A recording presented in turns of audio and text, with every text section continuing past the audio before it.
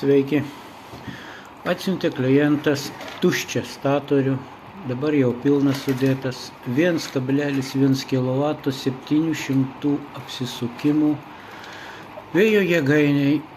Magnetus buvo susiklijavęs, čia jau, taigi padariau ant 8 polių.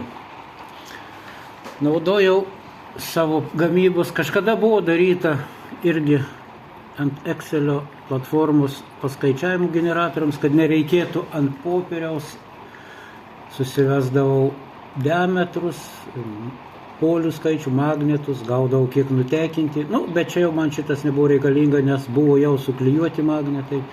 Čia įsivedi pazo diametrus, gauni kvadratūrą jo, įsivedi pazų skaičių, paza yra 48, norima įtampa, AC kintama, čia aš jau matau automatiškai, ką aš gausiu po tiltelio, vijų skaičius, vėlą įsivedi, paralelės. Čia buvau pasidaręs kontroliniai ritei prasukimams 10 vijų, buvau gavęs prie 100 apsisukimų 0,72 V ir atitinkamai keičiam apsisukimus, keičiasi ir įtampa. Jeigu čia buvo 400, padarom 380 apsisukimų.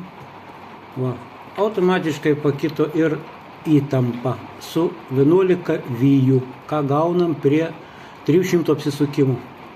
Nusprendėm su klientu, kad tiks jam 145 apsisukimai su 11 vijų ir kad išgauti 50 V po tilteliu reikalinga bus, jau man parodo 64 vijas.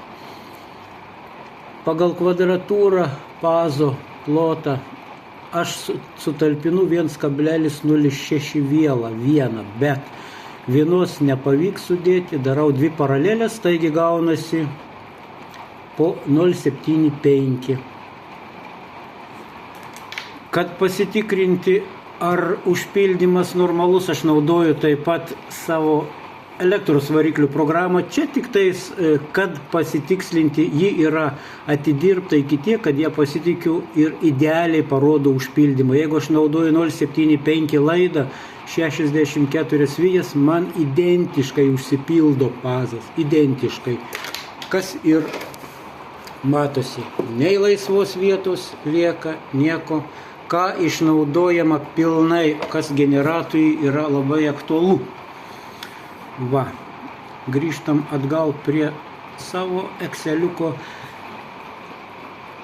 Čia buvau pasidaręs gaminamo generatoriaus duomenys įsivedi pagal varžą, pagal visą, bet esmė gaunasi tokia, kad nevargti ant popieriukaus, viską įsivedi, viską matai, ką konkrečiai gali išgauti. Ir realiai pasižiūrėsim, ką man šitas generatorius išduos. Liko surinkti, dabar jau išdžiovintas, jau kaip ir užšalo. Ir žiūrėsim ant stendo, ką jis mums pagamins. Iki.